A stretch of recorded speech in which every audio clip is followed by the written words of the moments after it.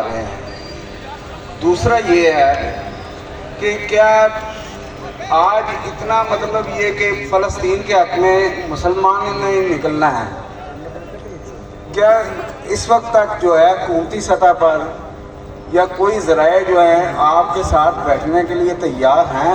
हमारे ज़राए का कहना है कि मौलाना फजल और रहमान साहब आपसे रब्ता। बहुत शुक्रिया। मैं आपको बताता हूँ। पहली बात यह है कि इजाज़तनामा मौजूद है, हम मीडिया पर आपको अभी सामने पेश कर देते हैं। और दूसरी बात यह है कि हमें कल ये रब्ता किया गया कि मुज़ाकरात हम आपसे बात करने के लिए तैयार हैं, लेकिन शर्त यह है कि आप अपने मार्च को रोकें।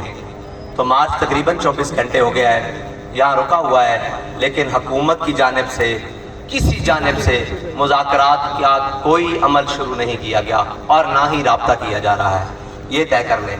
और जिन लोगों ने रब्ता किया है वो अपने तौर पर रब्ता कर रहे हैं, लेकिन उनको हुकूमत की तरफ से कोई जवाब नहीं मिल रहा मुज़ाकरात के लिए। पाकिस्तान के अंदर बहुत बड़ी सियासी शख्सियात भी हैं, मजहबी भी हैं, वो रब्ता करते हैं, लेकिन हुकूमत की जानिब से उन्हें कोई जवाब नहीं दिया जा रहा। और हुकूमत सिर्फ डराने और धमकाने और प्रेस कॉन्फ्रेंसों पे लगी हुई है। और हम मुज़ाकरात के दरवाजे हमेशा के लिए खुले हैं, हमेशा के लिए खुले रहेंगे, मुज़ाकरात हमेशा होते रहेंगे। लेकिन बात यह है कि हमारी चाहत तो ये थी कि यहाँ कोई बात है ही नहीं। हमारी चाहत तो ये थी कि आपने ग्रीन बस चलाई हुई है, काश वो हमारे साथ होती यहाँ पर, हम उस पर बैठकर फ़लस्तीन की यकजहती करने के लिए जा रहे होते। लेकिन अफसोस ये है कि आपने ग्रीन बस की बजाय हमारे इन टूटे हुए और जनाब इन सादा सवारियों को भी लाल और खून रंग से भर दिया है। ये दरखास्त मौजूद है, अगर आपके कैमरे कैप्चर कर सके तो। ये अस्सलाम वालेकुम सर, मेरा ताल्लुक कि जियो जंग ग्रुप से है, राना कामरान यूनुस नाम है। तो सर आप ये कंफर्म करते हैं कि अभी तक कितनी शहादतें हो चुकी हैं और कितने अफराद आपके ज़ख्मी हो चुके हैं? और दूसरी बात है कि आपके खिलाफ जो रुकावटें खड़ी की जा रही है, ये धरना आप कब तक जारी रखेंगे? ये धरना नहीं है भाई, पहली बात तो ये क्लियर है जी। आपका सवाल ये है कि शहादतें कितनी हो चुकी हैं। शहादतें इतनी बेशुमार हैं कि हमसे लाशें भी छीन ली गई हैं, और अस्पताल के अंदर ज़ख्मी जो क्रिटिकल ज़ख्म थे, बहुत सारे लोग जो हमारी आंखों के सामने तिब्बी इमदाद ना मिलने की वजह से शहीद हो चुके हैं, और बहुत सारे रास्ते में और बहुत सारे जाकर अस्पतालों में जिनको गायब कर दिया गया है। हम इस वक्त कुछ भी हतमी तादाद नहीं कह सकते कि जनाब कितनी शहादतें हो चुकी है, बेशुमार है।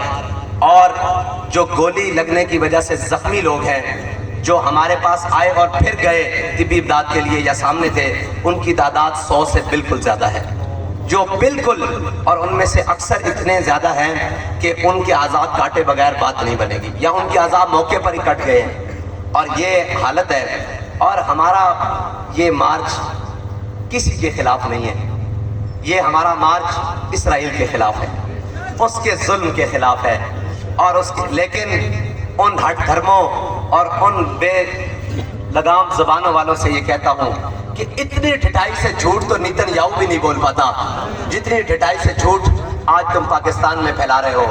किसी किस्म का कोई मुतालबा नहीं था, किसी किस्म का कोई धरना नहीं था, ये तो सिर्फ यकजहती थी, और यकजहती पूरा पाकिस्तान, पूरी दुनिया कर रही है। हमारा जुर्म क्या है कि हमने यकजहती की है? जी मजीद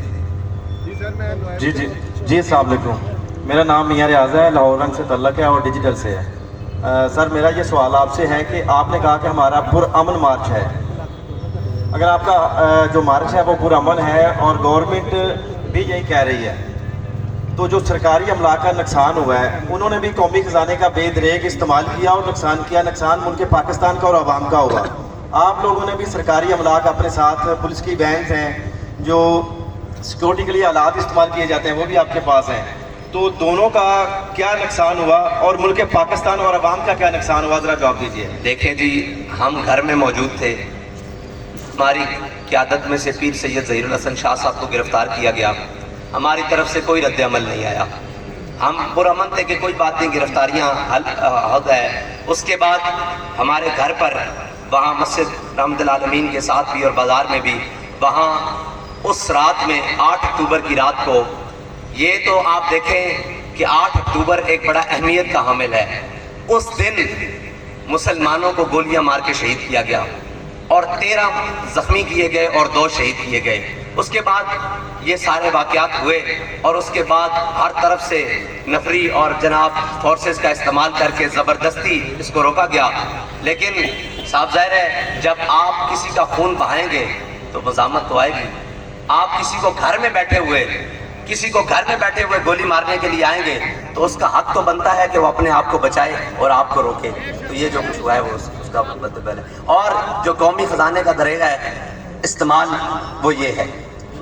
اور اگر آپ کی توجہ میری جانب مبذول رہے یہ تو آپ دکھا رہے ہوں گے, اور قومی خزانے کا جو بے دریغ استعمال ہے وہ یہ قومی خزانے کا دریغ. افسوس اس بات کا ہے کہ آپ یہ دیکھ سکتے ہیں بڑا واضح لکھا ہوا ہے کہ میڈ ان پاکستان. غزہ والے ہم سے بازی لے گئے کہ وہ شہید ہوتے ہیں تو میڈ ان اسرائیل کے اسلحہ سے. ہم زخمی, شہید, مضروب, شدید زخمی ہو رہے ہیں تو وہ میڈ ان پاکستان سے. ہم بھی میڈ ان پاکستان, ہمیں مارنے والے بھی میڈ ان پاکستان. جس اسلحہ سے مارا جا رہا ہے وہ میڈ ان پاکستان.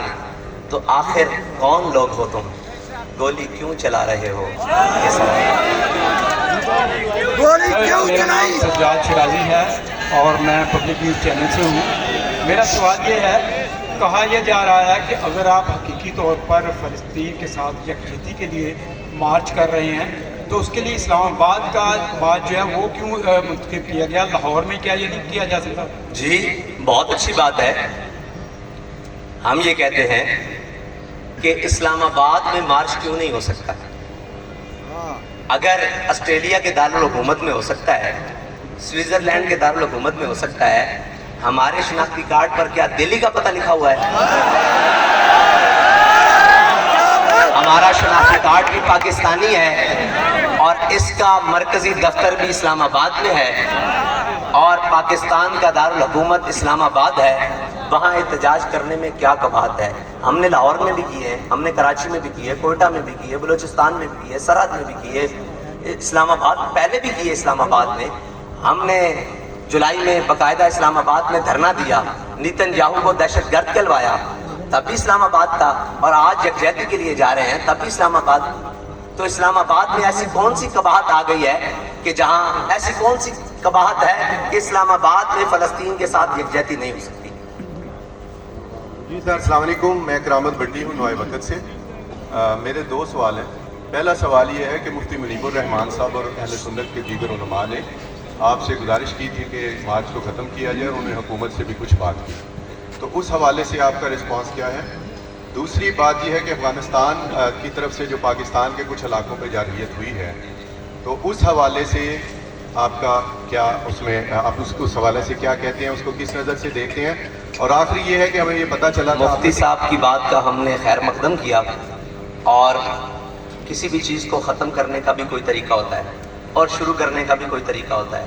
حکومت نے کسی طریقہ کو نہیں اپنایا تو یہ الزام بھی حکومت کے سر آتا ہے. ہم نے جس نے بھی ہمیں کوئی مشورہ دیا ہم نے اس کا خیر مقدم کیا, اس سے بات چیت بڑھائی, لیکن دوسری جانب سے وہاں سے بالکل ایسی بات آئی جو ناقابل قبول ہے, یا ایسی بات ہی میرے خیال سے ان سے نہیں کی گئی کہ وہ دوبارہ رابطہ کرتے. دوسری بات یہ آپ نے کہا پاکستان کے اوپر جارحیت, وہ افغانستان کی طرف سے, پاکستان کے اوپر کہیں سے بھی جارحیت ہو اس کے خلاف سب سے مضبوط آواز اور سب سے مضبوط عملی اقدام تحریک لبیک پاکستان کے ہے. اس کا ثبوت میں دیتا ہوں. یہ مارچ پہلے بھی ہونا تھا, پاکستان کے اوپر جارحیت ہوئی, اور جناب پہلا حملہ بہاولپور میں ہوا انڈیا کی جانب سے, اس کے تناظر میں تحریک لبیک نے یہ اپنا مارچ مؤخر کر دیا کہ پہلے پاکستان سے سارے معاملات. اور جب پہلے پاکستان کی بات کی تو صرف زبانی کلامی نہیں کی. جب بارڈر پر فورسز گئی, ہمارے نوجوان آرمی کے پہنچے, رینجرز کے نوجوان پہنچے, ہماری فورسز جب پہنچی تو ان کے ساتھ اظہار یکجہتی کرنے کے لیے بارڈروں تک کون گیا ہے, یہ آپ ان سے پوچھ لیں.